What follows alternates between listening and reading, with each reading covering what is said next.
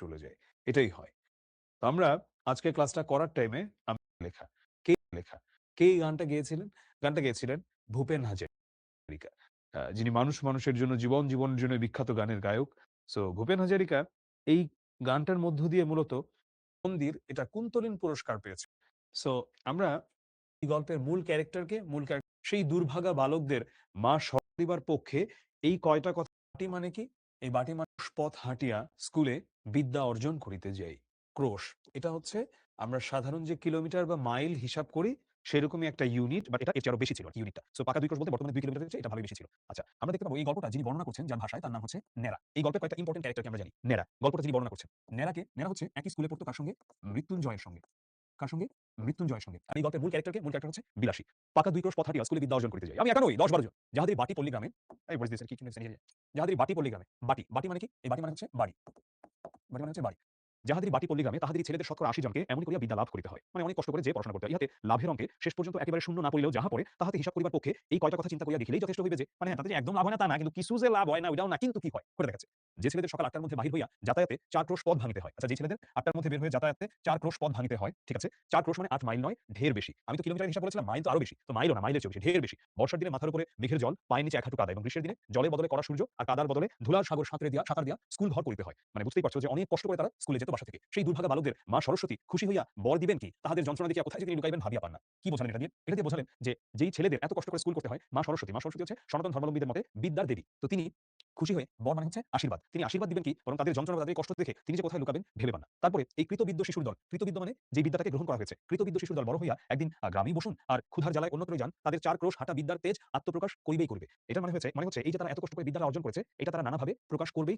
ঠিক আছে? হ্যাঁ, কেউ বলেন শুনিয়াছি, কেউ বলেন শুনেছি। আচ্ছা, যাদের ক্ষুধার জ্বালা তাদের কথা না হয় নাই ধরিলাম, কিন্তু যাদের সে জ্বালা নাই তেমন সব ভদ্রলোকই বা কি সুখে গ্রাম ছাড়িয়া পলায়ন করেন। মানে বুঝলাম যে যাদের হচ্ছে ক্ষুধার জ্বালা, গ্রামে কাজকর্ম পাচ্ছে না, সে না হয় শহরে গিয়ে কোনো না কোনো কাজকর্ম জোটাচ্ছে, কিন্তু যাদের ক্ষুধার জ্বালা নাই, শিক্ষিত হবার পর তারা কেন গ্রামটা ছাড়েন? তারা বাস করিতে থাকলে তো পল্লীরা তো দুর্দশা হয় না, তারা তো গ্রামের তো খারাপ অবস্থা থাকে না। ম্যালেরিয়া কথাটা না হয় নাই পারিলাম। ম্যালেরিয়া হচ্ছে মশার কারণে হওয়া একটা রোগ, এবং এই রোগে এখনো মানুষ মারা যায়। এখন এত উন্নত চিকিৎসা আসার পরে যদি এখন খুব কম মানুষ মারা যায়, বাট ওই সময় অনেক মানুষ মারা যেত মশার কারণে। যেমন এখন যেমন ডেঙ্গুর ওভাবে প্রপার চিকিৎসা আবিষ্কার হয় নাই, ডেঙ্গু জ্বরে মারা যায় অনেকেই। সো এটা এমন আরকি। সে থাক। কিন্তু ৪ ক্রোশ হাঁটার জ্বালায় কত ভদ্রলোকে যে ছেলেপেলে লইয়া গ্রাম ছাড়িয়া শহরে পালান, তাহার আর সংখ্যা নাই। তারপর একদিন ছেলেপেলের পড়াও শেষ হয় বটে। তখন কিন্তু শহরের সুখ সুবিধা রুচি লইয়া আর তাদের গ্রামে ফিরে আসা চলে না। মানে ধরো হয়তো ভেবেছিল, যেমন বাংলাদেশ থেকে অনেকে যায় উচ্চশিক্ষার জন্য, ধরলাম আমেরিকা গিয়েছে, অস্ট্রেলিয়া গিয়েছে বা কানাডা, ইউকে গিয়েছে। হয়তো ভাবে যে পড়াশোনা শেষ করে সে ফিরে আসবে। যখন সেখানে এত সুন্দর রাস্তা পায়, অন্তত বিচার ব্যবস্থাটা ভালো, অন্তত ওখানে মেধার মূল্যায়ন হয়। আরো নানা কিছু আছে, পেশাকে মূল্যায়ন করা হয় যে যেই পেশায় থাকুক না কেন, যদি সেটা সৎ হয়ে থাকে। তো তখন সে কি করে? তখন দিন শেষে আসে বাংলাদেশে ফিরে আসে না। কিন্তু থাক, এ সকল বাজে কথা। স্কুলে যাই ২ ক্রোশের মধ্যে এমন আরো তো ২-৩ খানা গ্রাম পার হইতে হয়। কার বাগানে আম পাকিতে শুরু করিয়াছে, কোন বনে বৈচি ফল অপর্যাপ্ত ফলিয়াছে। বৈচি ফল অপর্যাপ্ত ফলিয়াছে। এটার মানে হচ্ছে বৈচি হচ্ছে এক ধরনের বুনো একটা ফল। তো কোন বনে সেটা অপর্যাপ্ত ফলিয়াছে, মানে বেশি একটা হয়নি। অর্থাৎ এই সব তথ্য আরকি তারা জানে, সব রকম খবর রাখে। কার গাছে কাঁঠাল এই পাকিল বলিয়া, কার বর্তমান রম্ভার কাদি, মানে অনেক বড় কলার কাদি। এটাকে বলা হচ্ছে বর্তমান রম্ভার কাদি কাটিয়া লইবার অপেক্ষা মাত্র। মানে মোট কথা কার বাড়িতে কোন ফলের সবজির কি অবস্থা, আর মানে কানাচে ঝোপের মধ্যে আনারসের গায়ে কার রং ধরিয়াছে, কার পুকুর পাড়ের খেজুর নীতি, এটা খেজুর গাছের উপরে নরম অংশ, কাটিয়া খাইলে ধরা পড়িবার সম্ভাবনা অল্প। এইসব খবর লইতেই সময় যায়। কিন্তু আসলে যা বিদ্যা, মানে মোট কথা যে এত বড় পথ দিয়ে যখন যায়, তখন কার বাড়িতে কোন ফল আর সবজির কি আপডেট, সেই খবরটা যদিও থাকে, কিন্তু আসলে যে বিদ্যা, যেমন কামস্কাটকার রাজধানীর নাম কি? কামস্কাটকা, এটা প্রকৃত উচ্চারণ হচ্ছে কামচাটকা। এটা রাশিয়ার ওইদিকের একটা জায়গার নাম, এবং সাইবেরিয়া, এটা রাশিয়ার ওইদিকের একটা জায়গার নাম। সাইবেরিয়ার খনির মধ্যে রূপা মেলে না সোনা মেলে, এই সকল দরকারি তথ্য অবগত হইবার ফুরসতি মেলে না। মানে জানার সুযোগই হয় না। সো এই কথাগুলো কেন বলা হচ্ছে? এই কথাগুলো বলা হচ্ছে তার কারণ হলো যে বিদ্যার যে মূল উদ্দেশ্য ছিল ওইটা ছাড়া বাকি সবকিছুই যেন জানে। কাজেই এক্সামিনের সময়, মানে পরীক্ষার সময় এডেন কি জিজ্ঞাসা করিলে, আচ্ছা এডেন কি আমরা হচ্ছে এগুলো দেখব পরে। এডেন কি জিজ্ঞাসা করিলে বলি পার্সিয়ার বন্দর। আচ্ছা, পার্সিয়া মানে কি? পার্সিয়া মানে হচ্ছে মূলত এখানে বোঝানো হচ্ছে পারস্য বা ইরানের যে সাইটটা, ওই সাইটটার কথা বলা হচ্ছে। অর্থাৎ এই কথাটা দিয়ে আসলে কি বোঝালো যে এডেন কি? এটা জিজ্ঞেস করলে বলছে যে পার্সিয়ার বন্দর। এটা হচ্ছে আসলে একটা ভুল উত্তর দেবার একটা উদাহরণ দেখালো। কারণ যেহেতু বিদ্যাটা ঠিকমতো অর্জিত হয় না, তাই একটা জিজ্ঞেস করলে আরেকটার উত্তর দিয়ে দেয়, এরকম আছে। আবার হুমায়ুনের বাপের নাম জানিতে চাইলে লিখিয়া দিয়ে আসি তোগলক খা। এটা দিয়ে কি বোঝালো? এটা দিয়ে যেটা বোঝালো তা হলো যে হুমায়ুন বলতে এখানে বোঝানো হচ্ছে মোগল সম্রাট হুমায়ুনের কথা। তোগলক খান নামে কিন্তু আমাদের এখানে আসলে কোনো মানে আমাদের ইতিহাসে কিন্তু কোনো ব্যক্তি ছিলেন না আরকি। তো এখানে তোমার বলছে ধরো কেন তোগলক খাঁর কথা বলা হচ্ছে? একটু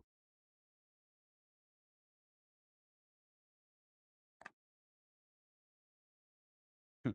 সো কেন এটা বলা হচ্ছে? তার কারণ হচ্ছে বলছে যে আমরা তো ঠিকঠাক মতো শিখিই নাই। তাই হুমায়ুনের বাপের নাম জানতে চাইলে লিখে দিয়ে দিতাম তোগলক খা। এবং ৪৮ এর কোঠা পার হইয়াও দেখি, মানে বয়স ৪০ পার হয়ে গেছে। ও সকল বিষয়ের ধারণা প্রায় একরকমই আছে। তারপরে প্রমোশনের দিন মুখ ভার করিয়া বাড়ি ফিরে আসিয়া, মানে প্রমোশনের দিন বলতে যেদিন ধরো একটা ক্লাস থেকে আরেকটা ক্লাসে উঠবে। কখনো বা দল বাঁধিয়া মতলব করি মাস্টারকে ঠেঙানো উচিত। কখনো বা ঠিক করি অমন বিশ্রী স্কুল ছাড়িয়া দেওয়াই কর্তব্য। কারণ আসলে পড়াশোনা করে নাই সে নিজে। ভুলটা হচ্ছে তার নিজের। কিন্তু সে দোষারোপ করছে কাদের? দোষারোপ করছে সে অন্যদের। সে কেন অন্যদেরকে দোষারোপ করছে? কারণ তার কাছে মনে হয় যে কি দরকার আমার পড়াশোনা করার? আমি পড়াশোনা করব না। কিন্তু যখন আমি ফেল টেল করব অন্যদের আমি দোষ দিব।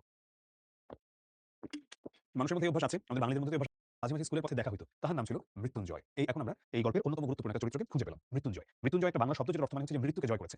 আমাদের চেয়ে সে বয়সে অনেক বড়। 3rd ক্লাসে পড়িত। আচ্ছা, এখন এটা একটু বোঝা উচিত 3rd ক্লাস বলতে কি? তখন ক্লাস 10 বলতে বোঝাতো 1st ক্লাস, ক্লাস 9 বলতে বোঝাতো 2nd ক্লাস, ক্লাস 8 বলতে বোঝাতো 3rd ক্লাস। এইরকম আরকি। সো 3rd ক্লাস মানে ক্লাস 3 না, 3rd ক্লাস মানে ক্লাস 8। অর্থাৎ ক্লাস 8 এ মৃত্যুঞ্জয়কে দেখতে পাওয়া যেত। কবে সে যে ১ম 3rd ক্লাসে উঠিয়াছিল এ খবর আমরা কেউই জানিতাম না। সম্ভবত তাহা প্রত্নতাত্ত্বিকের গবেষণার বিষয়। আমরা কিন্তু তাহলে 3rd ক্লাসটাই চিরদিন দেখে আসিয়াছি। প্রত্নতাত্ত্বিকের গবেষণার বিষয়। আচ্ছা, প্রত্নতাত্ত্বিকের গবেষণার বিষয় মানেটা কি? প্রত্নতাত্ত্বিক হচ্ছে যিনি পুরনো বিভিন্ন রকম নিদর্শন, ধরো আজ থেকে ৫০০ বছর আগে, ৭০০-৮০০ বছর আগে, ২০০-৩০০ বছর আগে ওগুলো দেখে একটা কিছুকে নিয়ে কমেন্ট করতে পারে বা গবেষণা করে বের করতে পারে। ওই সময় মানুষের জীবনযাত্রা কেমন ছিল, ওই সময় কি কাহিনী হয়েছিল না হয়েছিল, তাদেরকে বলা হয় প্রত্নতাত্ত্বিক। সো এটা হয়তো প্রত্নতাত্ত্বিকের গবেষণার বিষয়। সে কবে ১ম 3rd ক্লাসে উঠেছিল, কিন্তু আমরা তার 3rd ক্লাসে চিরদিন দেখে এসেছি। তাহার 4th ক্লাসে পড়ার ইতিহাসও কখনো শুনি নাই, 2nd ক্লাসে উঠিবার খবরও কখনো পাই নাই। মৃত্যুঞ্জয়ের বাপ-মা, ভাই-বোন কেউই ছিল না। ছিল শুধু গ্রামের এক প্রান্তে একটা প্রকাণ্ড আম কাঁঠালের বাগান আর তার মধ্যে একটা প্রকাণ্ড পোড়ো বাড়ি।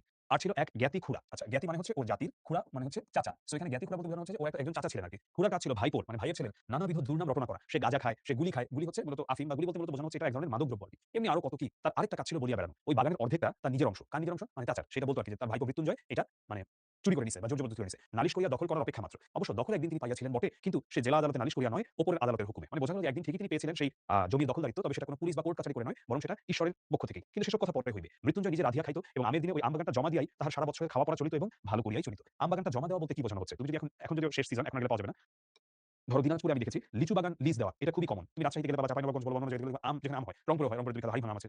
সো ওই বাগানটাকে জমা দেওয়া এটাই বোঝাচ্ছে আরকি। তো সেই বাগানটাকে জমা দিত। ওখান থেকে যে কয় টাকা আসতো ওটা দিয়ে খুব ভালো মতো তার সারাটা বছর চলে যেত। হ্যাঁ, কত ছেলের বাপ কতবার যে গোপনে ছেলেকে দিয়ে তাহার কাছে স্কুলের মাহিনা হারাইয়া গেছে, বই চুরি গেছে ইত্যাদি বলিয়া টাকা আদায় করিয়া লইত। মাহিনা হারাইয়া গেছে। মাহিনা মানে হচ্ছে মাইনে। একটা শব্দ আছে মাইনে। এটা দিয়ে মূলত বোঝায় বেতন। মানে বেতন হারিয়ে গেছে, বই চুরি হয়েছে এগুলো বলে টাকা আদায় করে নিত। মৃত্যুঞ্জয় খুব ভালো মানুষ ছিল। কেউ যখন টাকা চাইতো সে মারে। লোকটা টাকা দরকার। সে নিজের পকেট থেকে লাগে টাকা দিয়ে দিত। সেটা সে বলিতে পারে না। কিন্তু ঋণ স্বীকার করা তো দূরের কথা। ছেলে তাহার সহিত একটা কথা কহিয়াছে। এই কথাও কোনো বাপ ভদ্র সমাজে কবুল করিতে চাহিত না। গ্রামের মধ্যে মৃত্যুঞ্জয়ের ছিল এমনই সুনাম।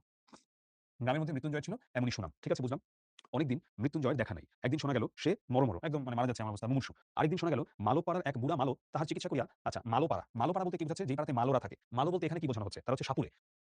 সেই মালো চিকিৎসা করিয়া মানে মালোপাড়ার একজন বয়স্ক লোক তাহার মেয়ে বিলাসী সেবা করিয়া মৃত্যুঞ্জয়কে যমের মুখ হইতে এ যাত্রা ফিরিয়ে আনিয়াছেন। যমের মুখ মানে মৃত্যুর মুখ থেকে এ যাত্রায় ফিরিয়ে এনেছেন বিলাসী। এই প্রথম আমরা আমাদের এই গল্পের যেটা মূল চরিত্র বিলাসী তাকে পেলাম। পুরো গল্পটা কিন্তু খুবই ইন্টারেস্টিং। তোমরা লাস্ট পর্যন্ত অবশ্যই মনোযোগ রাখবা, কারণ এইখান থেকে একটা সৃজনশীল আসবেই আসবে, এরকম টাইপের একটা চ্যাপ্টার। যেহেতু সেও এরকম মিষ্টান্ন বলতে গেছে, মানে তার কাছ থেকে অর্থ করি নিয়ে বা খাওয়া দাওয়া করেছে বা সে খাইয়েছে অনেকদিনই নেড়াকে মানে মৃত্যুঞ্জয়, তাই মনটা কেমন করিতে লাগলো। একদিন সন্ধ্যার অন্ধকারে লুকাইয়া তাহাকে দেখিতে গেলাম। তাহার পুরো বাড়িতে প্রাচীরের বালাই নাই। প্রাচীর মানে হচ্ছে দেয়াল, বালাই মানে হচ্ছে শেষ, শেষ নাই। স্বচ্ছন্দে ভিতরে ঢুকিয়া দেখি ঘরের দরজা খোলা, বেশ উজ্জ্বল একটি প্রদীপ জ্বলিতেছে। আর ঠিক সম্মুখেই তক্তপোষের উপর মানে পরিষ্কার ধবধবে বিছানায় মৃত্যুঞ্জয় শুয়ে আছে। তাহার কঙ্কালসার দেহের প্রতি চাহিলেই বোঝা যায় কঙ্কালসার মানে একদম কঙ্কালের মতো, মানে এত চিকন হয়ে গেছে। বাস্তবিক যমরাজ চেষ্টার ত্রুটি কিছু করেন নাই। মানে একদমই যমরাজ যে হচ্ছে মানে একদম তার মানে প্রাণ নিয়ে নিবে, সে চেষ্টার কোনো ত্রুটি করেন নাই। তবে যে শেষ পর্যন্ত সুবিধা করিয়া উঠিতে পারেন নাই সে কেবল ওই মেয়েটির জোরে। কে এই মেয়ে? এই মেয়েটি হচ্ছে আমাদের গল্পের নায়িকা বিলাসী। সে শিয়রে বসিয়া মানে ওর মাথার কাছে বসে পাখার বাতাস করিতেছিল। অকস্মাৎ মানে হঠাৎ মানুষ দেখিয়া চমকিয়া উঠিয়া দাঁড়াইল। এই সেই বুড়া সাপুড়ের মেয়ে বিলাসী। তাহার বয়স 18 কি 28 ঠাহর করিতে পারিলাম না। মানে এটা আমি বুঝতে পারছি না যে তার বয়স কত, 18 নাকি 28। কিন্তু মুখের প্রতি চাহিবা মাত্রই টের পাইলাম বয়স। যাই হোক, খাটিয়া খাটিয়া আর রাত জাগিয়া জাগিয়া ইহার শরীরে আর কিছু নাই। মানে যাই হোক, তার রাত জেগে তার শরীরে আর কিছু অবশিষ্ট নাই। ঠিক যেন ফুলদানিতে জল দিয়া ভিজাইয়া রাখা বাসি ফুলের মতো। ঠিক যেন ফুলদানিতে জল দিয়া ভিজাইয়া রাখা বাসি ফুলের মতো। হাত দিয়া এতটুকু স্পর্শ করিলে, এতটুকু নাড়াচাড়া করিতে গেলেই ঝরিয়া পড়িবে। খুবই খারাপ ওর অবস্থা। আর একজন অশ্বশরীর কুরবানি প্রায় বাবা, তাই কে ন্যাড়া বলিলাম, মেয়েটা ঘাড় হেট করিয়া দাঁড়াইয়া রহিল। হেট মানে হচ্ছে নিচু করে। মৃত্যুঞ্জয় ২-৪টি কথায় যাহা কহিল তাহার মর্ম এই যে প্রায় ১.৫ মাস হইতে চলিল সে শয্যাগত মানে বিছানায় পড়িয়াছে। মধ্যে ১০-১৫ দিন সে অজ্ঞান অচৈতন্য অবস্থায় পড়িয়াছিল। এই কয়েকদিন হইল সে লোক চিনিতে পারিতেছে এবং যদিচ মানে হচ্ছে যদিও যদিও এখনো সে বিছানা ছাড়িয়া উঠিতে পারে না, কিন্তু আর ভয় নাই। ভয় নাই থাকুক, কিন্তু ছেলে মানুষ হইলেও এটা বুঝিলাম আজও যাহার শয্যা ত্যাগ করিয়া উঠিবার ক্ষমতা হয় নাই, সেই রোগীকে এই বনের মধ্যে একাকী যে মেয়েটি বাঁচাইয়া তুলিবার ভার লইয়াছেন সে কত বড় গুরুভার, মানে এটা কত বড় ধরনের দায়িত্ব পালন। উঠতে পারছে না বিছানা থেকে এরকম একটা পুরুষ মানুষকে এমন একটা জংলা জায়গাতে ভয়ঙ্কর ভূতুড়ে অবস্থা অনেকটা। এখানে যে সেবা শুশ্রূষা করেছে এটা যাতা দায়িত্ব না, বিশাল বড় দায়িত্ব পালন। দিনের পর দিন, রাত্রির পর রাত্রি তাহার কত সেবা, কত শুশ্রূষা, কত ধৈর্য, কত রাত জাগা। সে কত বড় সাহসের কাজ। কিন্তু যে বস্তুটি এই অসাধ্য সাধন করিয়া তুলিয়াছিল তাহার পরিচয় যদিও সেদিন পাই নাই, কিন্তু আরেকদিন পাইয়াছিলাম। মানে কোন বস্তুটি এই অসাধ্য সাধন করিয়াছিল? কিভাবে হচ্ছে একটা মেয়ে পারে এরকম জংলা একটা জায়গাতে, ভুতুড়ে একটা জায়গাতে উঠতে পারছে না বিছানা থেকে, এরকম একটা মানুষকে নিজের পুরো জীবন রীতিমতো উৎসর্গ করে সেবা শুশ্রূষা করতে, এর মূলে রয়েছে ভালোবাসা। চারদিকের বাঁকা ফিরিবার সময় মেয়েটি আরেকটি প্রদীপ লইয়া আমার আগে মানে তার সামনে গেল। ভাঙা প্রাচীর, সে ভাঙা প্রাচীরের শেষ পর্যন্ত আসিল। মানে দেয়ালটা যেখানে ভেঙেছিল শেষ পর্যন্ত আসলো। এতক্ষণ পর্যন্ত সে একটি কথাও কহে নাই। এবার আস্তে আস্তে বলিল, রাস্তা পর্যন্ত তোমায় দেখে আসবো কি? বড় বড় আম গাছে সমস্ত বাগানটা যেন একটা জমাট অন্ধকারের মতো বোধ হইতেছিল। পথ দেখা তো দূরের কথা, নিজের হাতটা পর্যন্ত দেখা যায় না। মানে এটা বোঝাচ্ছে এত ঘুটঘুটে অন্ধকার। বলিলাম, পৌঁছে দিতে হবে না, শুধু আলোটা দাও। সে প্রদীপটা আমার হাতে দিতেই তাহার উৎকণ্ঠিত মুখের চেহারাটা আমার চোখে পড়িল। উৎকণ্ঠিত বলতে খুবই টেনসড, অনেক টেনশন এমন। আস্তে আস্তে সে বলিল, একলা যেতে ভয় করবে না তো? একটু এগিয়ে দিয়ে আসবো? মেয়ে মানুষ জিজ্ঞাসা করে ভয় করবে না তো? সুতরাং মনে যাই থাকুক, প্রত্যুত্তরে মানে প্রতি উত্তরে শুধু একটা না বলিয়াই অগ্রসর হইয়া গেলাম। এটা দিয়ে কি বুঝিয়েছে? এটা দিয়ে বুঝিয়েছে যে স্বভাবতই ওটা তার মেইল ইগোতে লেগেছে যে এখন একটা মেয়ে যদি বলে যে ভয় পাবে নাকি? সে যদি ভয় পায়ও তাও সে মুখে মুখে স্বীকার করবে না। সে জাস্ট মুখে বলে দিল না, হয়তো সে মনে মনে ঠিকই ভয় পাচ্ছে। সে পুনরায় কহিল, ঘন জঙ্গলের পথ, একটু দেখে পা ফেলে যেও। সর্বাঙ্গে কাঁটা দিও না। সর্বাঙ্গে কাঁটা দেওয়াটা হচ্ছে যে আমার মধ্যে শরীরে কাঁটা দিয়েছে, গুজবাম্পস হয়েছে, শরীরের পশম দাঁড়িয়ে গেছে ওরকম। কিন্তু এতক্ষণে বুঝলাম উদ্বেগটা তাহার কিসের জন্য এবং কেন সে আলো দেখাইয়া এই বনের পথ পার করিয়া দিতে চাহিতেছিল। ছিল। হয়তো সে নিষেধ সুনিতনার সঙ্গেই যাইত। কিন্তু পীড়িত মৃত্যুঞ্জয়কে মানে অসুস্থ মৃত্যুঞ্জয়কে একাকী ফেলিয়া যাইতেই বোধ করি তাহার শেষ পর্যন্ত মন সরিল না। আচ্ছা ২০-২৫ বিঘার বাগান, সুতরাং পথটা কম নয়। এই দারুণ অন্ধকারের মধ্যে প্রত্যেক পদক্ষেপই বোধ করি ভয়, ভয় করিতে হইত। পদক্ষেপ মানে পা ফেলা। ঠিক আছে? কিন্তু পরক্ষণে মেয়েটির কথাতেই সমস্ত মন এমনই আচ্ছন্ন হইয়া রইল যে মানে মেয়েটা কি যে বলল, ভয় পাইয়া আর সময় পাইলাম না। আসলে মেয়েটার আচরণে মুগ্ধ হয়ে যায়। কারণ এভাবে মৃত্যুঞ্জয়কে সেবা শুশ্রূষা করা আসলে অনেক মহত্বের বিষয় এটা। অনেক মহান মানুষ না হলে এমনটা করতে পারে না। এটা মেয়েটাকে মুগ্ধ করে। তো কেবল মনে হইতে লাগিল একটা মৃতকল্প রোগী লইয়া থাকা কত কঠিন। মৃতকল্প মানে একদমই মারা যাচ্ছে এরকম একটা রোগী বা মরবে। মৃত্যুঞ্জয় তো যেকোনো মুহূর্তেই মরিতে পারিত। তখন সমস্ত রাত্রি এই বনের মধ্যে মেয়েটি একাকী কি করিত? কেমন করিয়া তাহার সে রাতটা কাটিত? আচ্ছা এটা আমরা শুদ্ধ উচ্চারণ করব একাকী। একাকী নয়। হ্যাঁ, একা। যখন আমরা বলি একা, একা বেঁচে থাকতে সে খুব প্রিয়। কিন্তু যখন আমরা বলি সেটা হচ্ছে একাকী। কোন রাতের পাখি গায় একাকী সঙ্গীবিহীন অন্ধকারে। এই প্রসঙ্গে অনেকদিন পরের একটা কথা আমার মনে পড়ে। এক আত্মীয়ের মৃত্যুকালে আমি উপস্থিত ছিলাম। অন্ধকার রাত্রি বাটিতে ছেলেপুলে, বুঝলাম অন্ধকার রাত বাড়িতে ছেলেপুলে আছে, চাকর-বাকর নাই। ঘরের মধ্যে শুধু তার সদ্য বিধবা স্ত্রী আর আমি। ঠিক আছে? তার স্ত্রী তো শোকের আবেগে দাপাদাপি করিয়া এমন কাণ্ড করিয়া তুলিলেন যে ভয় হইল তাহারও প্রাণটা বুঝি বাহির হইয়া যায় বা কাঁদিয়া বারবার আমাকে মানে বাহির হইয়া যায় বা। এখানে মানে যেটা হচ্ছে যে তার আত্মীয়স্বজন তার আত্মীয় আরকি একজন তো মারা গেছে, হাসব্যান্ডটা শুধু ওয়াইফটা আছে, বাসায় আর কেউ নাই। কাঁদিয়া বারবার আমাকে প্রশ্ন করিতে লাগিলেন তিনি স্বেচ্ছায় যখন সহমরণে যাইতে চাহিতেছেন তখন সরকারের কি? মানে তিনি হচ্ছে তার এই স্বামীকে হারিয়ে আর বাঁচতে পারছেন না। তিনিও চাচ্ছেন যে এখন তিনিও মৃত্যুর করে ঢলে পড়বেন। সরকারের প্রবলেম কি তার আত্মহত্যায়? তার যে আর তিলার্ধ বাঁচিতে সাধ নাই, মানে তিনার একটু আর বাঁচতে সাধ নাই। এ কি তাহারা বুঝিবে না? তাহাদের ঘরে কি স্ত্রী নাই? তাহারা কি পাষাণ? মানে বহুত ডায়লগ মারতেছে মহিলা। আর এই রাত্রি গ্রামের ৫ জন যদি নদীর তীরের কোনো একটা জঙ্গলের মধ্যে তার সহমরণের জোগাড় করিয়া দেয়, তো পুলিশের লোক জানিবে কি করিয়া? মানে কি ব্যবস্থা করে দিলে কি হয়? পুলিশ জানলে কি আমাদের ব্যবস্থা করে দাও। আমার জামাই আমি মরে যাবো গা। এমনি কত কি। কিন্তু আমার তো আর বসিয়া তার কান্না শুনলেই চলে না। পাড়ায় খবর দেওয়া যায়, অনেক জিনিস জোগাড় করা যায়। কিন্তু আমার বাহিরে যাইবার প্রস্তাব শুনিয়াই তিনি প্রকৃতিস্থ হইয়া উঠলেন। প্রকৃতিস্থ মানে হচ্ছে তার বোধ ফিরে আসলো। প্রকৃতিস্থ। আমরা এই কথাটা কিন্তু অনেক জায়গাতে পাই এই শব্দটা। অপ্রকৃতিস্থ। অপ্রকৃতিস্থ মানে হচ্ছে যার মাথা-মুথা ঠিক নাই এমন আরকি। চোখ মুছিয়া বলিলেন, "ভাই, যা হবার সে তো হইয়াছে। আর বাইরে গিয়া কি হইবে? রাতটা কাটুক না।" বলিলাম, "অনেক কাজ, না গেলেই যে নয়।" তিনি বলিলেন, "হোক কাজ, তুমি বসো।" বলিলাম, "বসলে চলবে না। একবার খবর দিতেই হইবে। মানে এটা তো দিতে হবে। কেউ মারা গেলে তো সেটা জানাতে হয় অন্যদেরকে এবং তার মানে শেষকৃত্যের জন্য তো জিনিসপাতি জোগাড় করতে হয়।" বলিয়া পা একবার খবর মানে পা বাড়াবা মাত্রই তিনি চিৎকার করেন, "ওরে বাপরে! আমি আর থাকতে পারব না।" দেখো, এতক্ষণ এত প্রেম তিনি দেখাইলেন, যখনই ন্যাড়া ওখান থেকে চলে যাচ্ছে, এত বছর কিন্তু এই ভদ্রলোকের সাথে সংসার করছে এই মহিলা। এখন বলছে মইরা যাবো, এই করব। যখনই লাশটার সাথে তার একটু শুধু থাকতে হচ্ছে, সে আর থাকতে পারবে না।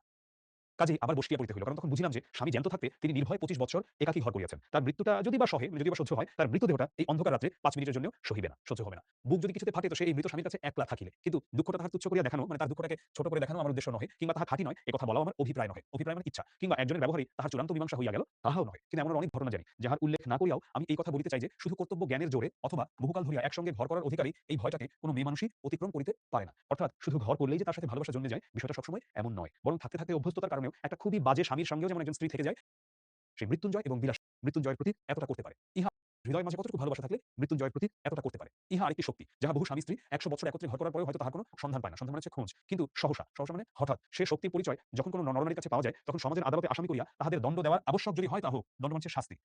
কিন্তু মানুষের যে বস্তুটি সামাজিক নয়, সে নিজে যে ইহাদের দুঃখে গোপন অশ্রু বিসর্জন না করিয়া কোনো মতেই থাকিতে পারে না। মোট কথা এখানে সহজ-সরলভাবে যদি বলি যে সমাজ যাই বলুক, আমার আইন যাই বলুক, এই ভালোবাসা এবং এই নরনারীর মধ্যে যদি একজন আরেকজনের প্রতি এই ভালো লাগা না থাকে, তাহলে সেই সংসার যদি ১০০ বছরের হয়, সেই সংসারে দিন শেষে এই মৃত্যুঞ্জয় বিলাসীর মতো এই অনুভূতিটা জাগবে না। প্রায় মাস ২ মৃত্যুঞ্জয়ের খবর লই নাই। আচ্ছা ২ মাস খোঁজ খবর নাই। যাহারা পল্লীগ্রাম দেখেন নাই কিংবা ওই রেলগাড়ির জানালায় মুখ বাড়াইয়া দেখিয়াছেন, মানে যারা হয়তো গ্রামে ওইভাবে ভালো গ্রাম দেখেন নাই, গ্রাম দেখছে বলতে তো ট্রেন দিয়ে যাওয়ার সময় মানে জাস্ট তাকায় সাইডে গ্রাম দেখছে, তাহারাই হয়তো সবিস্ময়ে বলিয়া উঠিবেন এ কেমন কথা। আচ্ছা অনেকে প্রশ্ন করছে, আমি এই মুহূর্তে কারো প্রশ্ন নেব না। আমি তোমাদেরকে প্রশ্ন করার সময় দিব শেষের দিকে। তোমরা তখন প্রশ্ন করবে। এখন তোমরা ক্লাসে হবে না। বলিয়া আসলে তাদের এই গ্রাম নিয়ে কোনো ধারণা নাই। অত বড় অসুখটা চোখে দেখে আসিয়াও মাস ২ আর তার খবরই নাই। তাহাদের অবগতির জন্য বলা আবশ্যক যে এ শুধু সম্ভব নয়, এই হইয়া থাকে। একজনের বিপদে পাড়া শুদ্ধ ঝাঁক বাঁধিয়া উপুর হইয়া পড়ে। এই যে একটা জনশ্রুতি, মানে জনশ্রুতি বলতে বলছি এই যে ধর মানুষের মুখে এরকম একটা কথার প্রচলন আছে যে একজনের বিপদে যে গ্রামের সবাই এসে হুড়মুড় করে পড়ে। জানি না তাহা সত্য যুগের পল্লী গ্রামে ছিল কিনা। সত্য যুগ বলতে কি বোঝায়? সনাতন ধর্মাবলম্বীদের বা হিন্দুদের মতে মূলত তাদের বিশ্বাস অনুযায়ী ৪ টা যুগ, তার মধ্যে যে ১ম যুগটা সেটা হচ্ছে সত্য যুগ এবং সেই সময় দেবতারাই মানুষরূপে পৃথিবীতে ছিলেন। তখন পৃথিবীতে ভালো কাজই দেখা যেত। আর যেটা হচ্ছে শেষ যুগ সেটা হচ্ছে কলিযুগ। আচ্ছা আমি অত ব্যাখ্যায় যাচ্ছি না, শুধু সত্য যুগ নিয়ে কথা বলি। তো সেই সত্য যুগের পল্লী গ্রামে ছিল কিনা? কারণ তখন তো সনাতন ধর্মাবলম্বীদের বিশ্বাস অনুযায়ী স্বয়ং ভগবানরাই মনুষ্যরূপে পৃথিবীতে যেন থাকতেন। সো তখন হয়তো থাকতে পারে। কিন্তু একালে তো কোথাও দেখিয়াছি বলিয়া মনে করিতে পারি না। তবে তাহার মরার খবর যখন পাওয়া যায় নাই, তখন সে যে বাঁচিয়া আছে এ ঠিক। এমন সময় হঠাৎ একদিন কানে গেল, মৃত্যুঞ্জয় সেই বাগানের অংশীদার খুড়া তোলপাড় করিয়া বেড়াইতেছেন যে গেল গ্রামটা এবার রসাতলে গেল। নালতের মিত্তির বলিয়া সমাজে আর তার মুখ বাহির করিবার জোর হইল না। জোর শব্দের অর্থ হচ্ছে অবস্থা। নালতের মিত্তির, এই মিত্তির বলতে মূলত বোঝানো হয় মিত্র। ঠিক আছে? এই যে প্রবীর মিত্র, আমরা এই টাইটেলটা দেখতে পাই না? হিন্দু ধর্মাবলম্বীদের নামের সঙ্গে নালতের মিত্তির বলিয়া এখানে এটা বোঝানো হচ্ছে, ধর আমি যদি বলি যে চৌধুরী বাড়ির বলিয়া বা এরকম যে ঠাকুর বাড়ির, চৌধুরী বাড়ির বা এরকম মারবো না যে অমুক বাড়ি তমুক বাড়ি সৈয়দ বংশ, এরকম বলছে আরকি। যে মিত্তির বলিয়া সমাজে আর তার মুখ বাহির করিবার, তার মুখ দেখানো জোর হইল না, অবস্থা থাকলো না। অকাল কুষ্মান্ডু মানে হচ্ছে অপদার্থ। একটা সাপুরের মেয়ে নিকা করিয়া ঘরে আনিয়াছে, মানে বোঝাচ্ছে একটা নিচু জাত। সাপুরের মেয়েকে এনেছে। নিকা হচ্ছে আরবি শব্দ, এটার মানে হচ্ছে আরবি বা ফার্সি, আই এম নট সিউর। এটার অর্থ হচ্ছে বিবাহ। আচ্ছা আর শুধু নিকা নয়, তাও না হয় চুলায় যাক, সেটাও না হয় বাদ দিলাম। তাহার হাতে ভাত পর্যন্ত খাইতেছে। মানে বোঝাচ্ছে ঠিক আছে তুই বিয়া নাইলে করছস, একটা সাপুরের নিচু জাতের মেয়ে ভাত খাইছস তাই বলা অন্য পাপ। গ্রামে যদি ইহার শাসন না থাকে তো বনে গিয়া বাস করলেই তো হয়। হ্যাঁ, এরকম নানা কিছু বলল। তখন ছেলেগুলো সকলের মুখে একই কথা। এ হইল কি? কলি কি সত্যিই উল্টাইতে বসিল? কলি। আমি একটু আগে বলেছিলাম যে সনাতন ধর্মাবলম্বীদের মতে মূলত ৪ টা যুগ পৃথিবীতে, কলিযুগটা হচ্ছে শেষ যুগ, যখন বেশিরভাগই খারাপ কাজ হয়।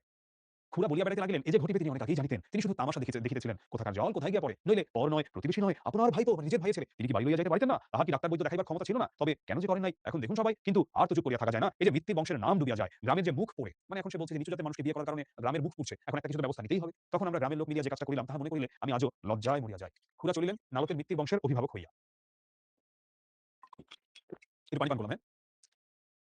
আর আমরা ১০-১২ জন সঙ্গে চলিলাম গ্রামের বদন দগ্ধ না হয় এইজন্য। বদন মানে কি? বদন মানে হচ্ছে মুখ, আর দগ্ধ মানে হচ্ছে পোড়া। মানে গ্রামের যাতে মুখ না পোড়ে সম্মানটা যাতে থাকে, এইজন্য আমরাও গেলাম ওই খুড়ার সঙ্গে। মৃত্যুঞ্জয়ের পোড়ো বাড়িতে গিয়ে যখন উপস্থিত হইলাম, তখন সবেমাত্র সন্ধ্যা হইয়াছে। মেয়েটি ভাঙা বারান্দায় ওয়েট মেয়েটি ভাঙা বারান্দায় একধারে রুটি গড়িতেছে, রুটি বানাচ্ছে। অকস্মাৎ মানে হঠাৎ লাঠিসোঁটা হাতে এতগুলি লোককে উঠানের উপর দেখিয়া ভয়ে নীলবর্ণ হইয়া গেল। মানে বেশ খানিকটা ভয় পেয়ে গেল মেয়েটা, অর্থাৎ বিলাসী। খুড়া ঘরের মধ্যে উঁকি মারিয়া দেখিলেন মৃত্যুঞ্জয় শুইয়া আছে। কারণ সংগ্রামস্থলে আমরা কাপুরুষের ন্যায় চুপ করিয়া থাকিতে পারি, আমাদের বিরুদ্ধে এত বড় দুর্নাম রটনা করিতে বোধ করি নারায়ণের কর্তৃপক্ষেরও চক্ষু লজ্জা হইবে। কি বোঝালো? খুব গুরুত্বপূর্ণ। এখন আমরা এমন কেন করলাম? কারণ সংগ্রামস্থলে মানে আমরা হচ্ছে যে মানে যেখানে হচ্ছে তোমার ধরো সংগ্রাম আসলেই সেটা করার কথা, সেখানে আমরা চুপ করে থাকি কাপুরুষের মতো। আচ্ছা, আমাদের বিরুদ্ধে এত বড় দুর্নাম রটনা করতে বোধ করি নারায়ণের কর্তৃপক্ষেরও চক্ষু লজ্জা হইবে। নারায়ণের কর্তৃপক্ষ বলতে কি বোঝানো হচ্ছে? আমি যদি বলি, ভারতীয় পৌরাণিক কাহিনীর একটা যুদ্ধ, কুরুক্ষেত্রের যে যুদ্ধ, সেই কুরুক্ষেত্রের যুদ্ধে নারায়ণের যে বাহিনী ছিল, তারা হচ্ছে স্টেপ নেন নাই, ওভাবে কাপুরুষের মতো ছিলেন। অর্থাৎ তুমি এভাবে বলতে পারো, ধরো মুক্তিযুদ্ধ হয়েছে, এখন তুমি কিছু কারণে বসে তুমি ঘুরে বেড়াইছো, এখন মানে ধরো কি বলবো যে কি বলবো যে ধরো তুমি তোমার মতো ঘুরে বেড়ানো মানুষ, সেও হয়তো মানে কি বলবো যে আমাদের বিরুদ্ধে কিছু বলতে গেলে তোমারও গায়ে লাগবে, এমন অবস্থা। মানে আমরা মানে এরকম ভাবে আসলে সে হাস্যরসাত্মক ভাবে নিজেকে রিপ্রেজেন্ট করছে। কারণ এই গ্রামের মানুষরা যখন প্রকৃতপক্ষে কোনো কাজে সংগ্রাম করা লাগে বা বিদ্রোহ করা লাগে, সেটা করে না, কিন্তু এসব ফালতু জিনিস তারা সময় নষ্ট করে। এখানে একটা অবান্তর কথা বলি রাখি, মানে একদমই ফালতু একটা কথা শুনিয়াছি নাকি শুনেছি, বিলাত প্রভৃতি ম্লেচ্ছ দেশে, বিলাত বলতে মূলত বোঝানো হয় লন্ডন, এখানে বোঝানো হচ্ছে ম্লেচ্ছ দেশ। মানে বোঝানো ম্লেচ্ছ মানে হচ্ছে হোয়াইট, যারা হচ্ছে শ্বেতাঙ্গ বা সাদা চামড়ার, তাদেরকে বলা হয় ম্লেচ্ছ। সো ম্লেচ্ছ দেশে অর্থাৎ হোয়াইটরা যে দেশে থাকে, সেখানকার পুরুষদের মধ্যে একটা কুসংস্কার আছে, স্ত্রীলোক দুর্বল এবং নিরুপায় বলিয়া তাহার গায়ে হাত তুলিতে নাই। মানে তুমি গায়ে হাত তুলতে পারবে না, কারণ মেয়ে মানুষটা দুর্বল এবং নিরীহ, সরি নিরুপায়। এই আবার একটা কি কথা, সনাতন হিন্দু এই কুসংস্কার মানে না। আচ্ছা, এটা এখানে আবার আরেকটা টিটকারি দিলে সে বলল, কারণ তৎকালীন হিন্দু সমাজে এমন অনেক রকম প্র্যাকটিস ছিল যেটা আসলে শরৎচন্দ্র পছন্দ করতেন না, এবং তিনি পছন্দ করতেন না বলেই তিনি বললেন সনাতন হিন্দু এই কুসংস্কার মানে না। মানে এটা কিন্তু একটা ভালো বিষয় যে না, কেন মেয়েদের গায়ে হাত তোলা হবে, কিন্তু এটাকে বলছে কুসংস্কার, এবং সনাতন হিন্দু না, আমরা এই কুসংস্কার মানি না। আমরা বলি যাহাই গায়ে জোর নাই তাহাই গায়ে হাত তুলিতে পারা যায়, তা সে নর নারী যাই হোক না কেন। মেয়েটি প্রথমেই সেই যা একবার আর্তনাদ করিয়া উঠিয়াছিল, তারপর একেবারে চুপ করিয়া গেল। আমরা যখন তাহাকে গ্রামে বাহির রাখিয়া আসিবার জন্য হিচড়াইয়া লইয়া চলিলাম, তখন মিনতি করিয়া রিকোয়েস্ট করিল, বাবুরা আমাকে একটি বার ছেড়ে দাও, আমি রুটিগুলো ঘরে দিয়ে আসি, বাইরে শিয়াল কুকুরে খেয়ে যাবে, রোগা মানুষ সমস্ত রাত খেতে পাবে না। দেখো, সে এতটা ভালোবাসতো মৃত্যুঞ্জয়কে যে তাকে এখানে টেনে হিচড়ে মাইধর করে নিয়ে যাচ্ছে, কিন্তু ওটা তার যতটা গায়ে লাগছে বা ওটা নিয়ে তার যতটা মাথা ব্যথা, এর চেয়ে বেশি মাথা ব্যথা মৃত্যুঞ্জয়কে শিয়াল কুকুর নিয়ে যাবে ভালোবাসা। মৃত্যুঞ্জয় রুদ্ধ ঘরের মধ্যে পাগলের মতো মাথা কুটিতে লাগিল, মানে বন্ধকার মৃত্যুঞ্জয়কে আটকে রাখছে, দ্বারে পদাঘাত করিতে লাগলো, দ্বার মানে দরজায় পদাঘাত, মানে পা দিয়ে আঘাত লাথি দিতে লাগলো আর কি, এবং শ্রাব্য অশ্রাব্য বহুবিধ ভাষা প্রয়োগ করিতে লাগলো। শ্রাব্য মানে যা শোনার যোগ্য, অশ্রাব্য মানে যা শোনার যোগ্য নয়। তিলার্ধ বিচলিত হইতাম না, মানে তিলার্ধ একটু আমরা তাদের বিচলিত হইলাম না। স্বদেশের মঙ্গলের জন্য সমস্ত অকাতরে সহ্য করিয়া টানিয়া লইয়া চলিলাম। ঠিক আছে, আমরা টেনে নিয়ে চললাম। আচ্ছা, একটু ফাহিম ফাহিম গিয়েছিলাম, কিন্তু কোথায় আমার মধ্যে একটুখানি দুর্বলতা ছিল, আমি তার গায়ে হাত দিতে পারি নাই, বরঞ্চ কেমন যেন কান্না পাইতে লাগিল। সে যে অত্যন্ত অন্যায় করিয়াছে এবং তাহাকে গ্রামে বাহির করাই উচিত বটে, কিন্তু এটাই যে আমরা ভালো কাজ করিতেছি সেও কিছুতেই মনে করিতে পারিলাম না। কিন্তু যাও, আমার কথা থাক, মানে আসলে সেও কিন্তু তখন নেড়াও কিন্তু এই মানে দলটার মধ্যে ছিল যে গ্রাম থেকে এদেরকে পিটাই বের করে দিব, কিন্তু ওর মধ্যে একটু আসলে মানবতা বোধ ছিল, তাই এটা তখন একটু গায়ে বাঁধে। এইভাবে একটা মেয়েকে মারধর করে এখান থেকে তাড়ানো হচ্ছে। তো আপনারা মনে করিবেন না পল্লী গ্রামে উদারতার একান্ত অভাব, মোটেই না, বরঞ্চ বড়লোক হইলে আমরা এমন সব ঔদার্য প্রকাশ করি যে শুনলে আপনারা অবাক হইয়া যাবেন। মানে এখানে আসলে তিনি এক্সপ্রেস করার চেষ্টা করছেন যে গ্রামের মানুষকে যারা সহজ সরল মনে করে, তারাই হচ্ছে এই পৃথিবীর সবচেয়ে বড় সহজ সরল মানুষ। সো এই মৃত্যুঞ্জয়টাই যদি না তাহার হাতে ভাত খাইয়া অমার্জনীয় অপরাধ করিত, অমার্জনীয় মানে একটা ক্ষমার অযোগ্য এই অপরাধ যদি না করতো, তাহা হইলে তো আমাদের এত রাগ হইতো না। আর কায়েতের ছেলের সঙ্গে কায়েত কি? কায়েত মানে হচ্ছে কায়স্থ। কায়স্থটা কি? এটা হচ্ছে হিন্দুদের একটা জাত। যেই জাতটা কি করে? যেই জাতটা হচ্ছে, আমরা যদি বলি যে হিন্দু ধর্মের মূল যে ৪ টা জাত, ব্রাহ্মণ, ক্ষত্রিয়, বৈশ্য, শূদ্র। সো এটা হচ্ছে ওগুলোর মাঝখানে একটা সাব কাস্ট, এবং এটা কিন্তু একটা ভালো জাত। তো সেই কায়স্থের ছেলের সঙ্গে সাপুড়ের মেয়ের নিকাহ, সে তো একটা হাসিয়া উড়াইবার কথা, কিন্তু কাল করিল যে মানে যেটা কাহিনীটা হইল, ওই ভাতটা খাইয়া, হোক না সে ২.৫ মাসের রোগী, হোক না সে শয্যাশায়ী, কিন্তু তাই বলিয়া ভাত, লুচি নয়, সন্দেশ নয়, পাঁঠার মাংস নয়, ভাত খাওয়া যে অন্য পাপ, সে তো আর সত্যই মাফ করা যায় না। তা না হইলে পল্লীগায়ের লোক সংকীর্ণ চিত্ত নয়। আরে ওটা না, পল্লীগায়ের লোকেরা মন ছোট না। আপনি কি মনে করতেছেন যে পল্লীগায়ের মানুষের মন ছোট না? মন ছোট না, ওদের মন অনেক বড়। ওই ভাত খাইছে কেন? ওই তো অপরাধটা করছে। এটা দেশে তিনি টিটকারি মারছেন। তোমরা আ আচ্ছা, মূল কথা যে অন্যদিকে না যাই, অনেক বড়। ৪ ক্রোশ হাঁটা বিদ্যা যেসব ছেলের পেটে, তারাই তো একদিন বড় হইয়া সমাজের মাথা হয়। দেবী বীণাপাণির বরে, দেবী বীণাপাণি কাকে? ওই দেবী সরস্বতীকে দেবী বীণাপাণিও বলা হয়ে থাকে, তার বরে মানে তার আশীর্বাদে সংকীর্ণতা তাহাদের মধ্যে আসিবে কি করিয়া? এই তো ইহারই কিছুদিন পরে প্রাতঃস্মরণীয় স্বর্গীয় মুখোপাধ্যায়, প্রাতঃস্মরণীয় মানে যাকে সকালে স্মরণ করা হয়। এখানে আসলে সকালে স্মরণ করা হয় বোঝানো হয় না, মানে তিনি অনেক সম্মানের। তাকে বোঝানো হচ্ছে স্বর্গীয়। স্বর্গীয় মানে তিনি অনেক সম্মানিত ব্যক্তি মৃত্যুবরণ করেছেন, এবং আমরা ধরে নিচ্ছি তিনি স্বর্গে যাচ্ছেন। সেই স্বর্গীয় মুখোপাধ্যায় মহাশয়ের বিধবা পুত্রবধূ মনের বৈরাগ্যে বছর ২ কাশীবাস করিয়া যখন ফিরিয়া আসিলেন, তখন নিন্দুকেরা কানাকানি করিতে লাগিল যে অর্ধেক সম্পত্তি ওই বিধবার, এবং পাছে তাহা বেহাত হয়। এই ভয়ে ছোটবাবু অনেক চেষ্টা অনেক পরিশ্রমের পর বৌঠানকে যেখান হইতে ফিরাইয়া আনিয়াছেন সেটা কাশী বটে। আচ্ছা, এটা আমি বুঝাই, হয়তো পরে তোমরা এখানে কিছুই বুঝবা না। আমাদের একটু বুঝতে হবে সনাতন ধর্মাবলম্বীদের খুব গুরুত্বপূর্ণ তীর্থস্থানগুলোর মধ্যে রয়েছে গয়া, কাশী, বৃন্দাবন এগুলো। তো কাশী, সেখানে যেমন মানুষ ধর্মচর্চার জন্যও যায়, আবার সেখানে নানা রকম বাজে লোক, বাজে মহিলাও রয়েছে। এমনকি পতিতাবৃত্তির মতো বিষয়াদিও রয়েছে। এখানে বলা হচ্ছে যে এই বিধবাকে ছোটবাবু অর্থাৎ তার দেবর তিনি নিয়ে আসেন মূলত এই কারণেই, কারণ হচ্ছে যে এই বিধবার একটা বিশাল বড় সম্পত্তি আসলে রয়েছে এই জায়গাতে, এবং সেই পতিতালয়ের ওখানে চলে গিয়েছিলেন, সেই পতিতালয় থেকে তাকে ধরে আনা হয়। কিন্তু যদিও সেটা কাশী বলা হচ্ছে। এই প্রসঙ্গে অনেকদিন পরে একটা কথা আমার মনে পড়ে। এক আত্মীয়ের সরি যাই হোক, ছোটবাবু তাহার স্বাভাবিক ঔদার্যে মানে হচ্ছে একদম অনেক উদার। গ্রামের বারোয়ারি পূজা বাবদ, বারোয়ারি মানে হচ্ছে সার্বজনীন, সবার জন্য। ৳200 দান করিয়া ৫ খানা গ্রামের ব্রাহ্মণের ৳200 এখন ৳200 এমন কি? ওই সময় ধরলাম যে ৳20 লাখ এরকম। দান করে ৫ খানা গ্রামের ৫ টা গ্রামের ব্রাহ্মণের সদক্ষিণা উত্তর ফলাহারের পরে, মানে দক্ষিণা দিয়ে এবং দক্ষিণার পর ফলাহার খাবার-দাবারের পরে প্রত্যেক সৎ ব্রাহ্মণের হাতে যখন একটা করিয়া কাঁসার গেলাস দিয়া বিদায় করিলেন, তখন ধন্য ধন্য পড়িয়া গেল। মানে বোঝাচ্ছে যে যখন যেহেতু তার টাকা পয়সা আছে, সো টাকা পয়সা খরচ করে তিনি যখন এখানে একটা খুব সুন্দর পূজার আয়োজন করে ব্রাহ্মণদেরও নানা রকম গিফট-টিফট দিলেন, তখন আসলে ধন্য ধন্য পড়ে গেল তার চারিদিকে। এমনকি পথে আসিতে অনেকেই দশের এবং দেশের কল্যাণের নিমিত্ত জন্য কামনা করিতে লাগিলেন। এমন সব যারা বড়লোক তাদের বাড়িতে, বাড়িতে মাসে, মাসে এমন সদানুষ্ঠানের আয়োজন হয় না কেন? এরকম আরকি তখন বলা হচ্ছে। কিন্তু যাক, মহত্বের কাহিনী আমাদের অনেক আছে। যুগে, যুগে সঞ্চিত হইয়া প্রায় প্রত্যেক পল্লীবাসীর দ্বারেই মানে দরজায় স্তূপাকার হইয়া উঠিয়াছে। আমরা অনেক মহান ভাই, অনেক মহান আমরা অনেক মহত্বের কাহিনী আমাদের আছে। এই দক্ষিণবঙ্গের অনেক পল্লীতে অনেকদিন ঘুরিয়া গৌরব করিবার মতো অনেক বড়, বড় ব্যাপার প্রত্যক্ষ করিয়াছি। মানে দেখেছি। চরিত্রেই বল, ধর্মেই বল, সমাজেই বল, আর বিদ্যাতেই বল, শিক্ষা একেবারেই পুরা হইয়া আছে। একদম শিক্ষা হয়েছে সকল দিকে আমাদের। এখন শুধু ইংরেজকে কষিয়া গালিগালাজ করিতে পারিলে দেশটা উদ্ধার হইয়া যায়। বৎসরখানেক গত হইয়াছে। মানে কয়েক বছর গেছে। মশার কামড় আর সহ্য করিতে না পারিয়া সবেমাত্র সন্ন্যাসীগিরিতে ইস্তফা দিয়া ঘরে ফিরিয়াছি। মানে ১ বছরের মতো হয়েছে সে আরকি সন্ন্যাস ব্রত গ্রহণ করার জন্য গিয়েছিল। কিন্তু ওই মশার কামড় খায়া শেষ পর্যন্ত ফিরে আসতে হইছে। নেড়ার। একদিন দুপুরবেলা ক্রোশ ২ দূরের মানে ২ ক্রোশ দূরের মালোপাড়ার ভেতর দিয়া চলিয়াছি। হঠাৎ দেখি একটা কুটিরের দরজায় বসিয়া মৃত্যুঞ্জয়। তাহার মাথায় গেরুয়া পাগড়ি। গেরুয়া হচ্ছে একটা রং আরকি। বড়, বড় দাড়ি চুল, গলায় রুদ্রাক্ষ। রুদ্রাক্ষ হচ্ছে অনেকটা দেখবা যে তসবির মতো আরকি। পুঁতির মালা। কে বলিবে আমাদের সেই মৃত্যুঞ্জয় কায়স্থের ছেলে একটা বছরের মধ্যেই জাত দিয়া একেবারে পুরোদস্তুর সাপুড়ে হইয়া গিয়েছে। মানুষ কত শীঘ্র যে তাহার ১৪ পুরুষের জাতটা বিসর্জন দিয়ে আরেকটা জাত হইয়া উঠিতে পারে, সে এক আশ্চর্য ব্যাপার। ব্রাহ্মণের ছেলে মেথরানী বিবাহ করিয়া মেথর হইয়া গেছে এবং তাদের ব্যবসা অবলম্বন করিয়াছে। এ বোধ করি আপনারা সবাই শুনিয়াছেন। আমি সৎ ব্রাহ্মণের ছেলেকে এন্ট্রান্স পাস করার পরেও, এন্ট্রান্স মানে এসএসসি, ডোমের মেয়ে বিবাহ করিয়া, ডোম হচ্ছে যারা লাশ কাটে, ডোম হইতে দেখিয়াছি। এখন সে ধুচুনি কুলো বুনিয়া বিক্রি করে। যদি ডোম যদিও শুধু লাশ কাটে বোঝায় না, ডোম একটা খুব নিচু জাতকেও বোঝানো হয় আরকি। ডোম, নমঃশূদ্র এদেরকে। আচ্ছা, এখন সে ধুচুনি কুলো বুনিয়া বিক্রি করে। ধুচুনি কুলো বুনিয়া। ধুচুনি কি? এটা হচ্ছে বলতে পারি যে ছিদ্রযুক্ত কুলা আরকি, যেটা দিয়ে চাল এরকম বাছা হয়। শুয়ার চড়ায় মানে শূকর চড়ায়। ভাবা যায় যে একটা ব্রাহ্মণের ছেলে এসএসসি পাস করা, কিন্তু প্রেমের কারণে মানুষ কি না করে। সো এরকম তুমি অনেক এক্সাম্পল শুনতে পাবা যে ভদ্রমহিলা হয়তো কোনো অনেক ধনী ব্যবসায়ীর ওয়াইফ ছিলেন, তিনি সিকিউরিটি গার্ডের সাথে প্রেম করে পালিয়ে গেছেন, কিংবা একটা ভালো ঘর বাসার নারী পুরুষ বিবাহ করিয়া কসাই হইয়া যাইতেও দেখিয়েছি। আজ সে সহস্তে মানে নিজের হাতে গরু কাটিয়া বিক্রয় করে তাহাকে দেখিয়া কাহার সাধ্য বলে কোন কালে সে কসাই ছাড়া আর কিছু ছিল। কিন্তু সকলেরই ওই একই হেতু, একই কারণ, ভালোবাসা। আমার তো তাই মনে হয়। এমন করিয়া এত সহজে পুরুষকে যাহারা টানিয়া নামাইতে পারে, তাহারা কি এমনি অবলীলা ক্রমে তাহাদের ঠেলিয়া উপরে তুলতে পারে না? মানে যদি পুরুষকে এভাবে নামাতেও পারে তার জাত থেকে, তবে নারীর সেই ক্ষমতা আছে, নারী পুরুষকে উঠাতেও পারে ওপরে।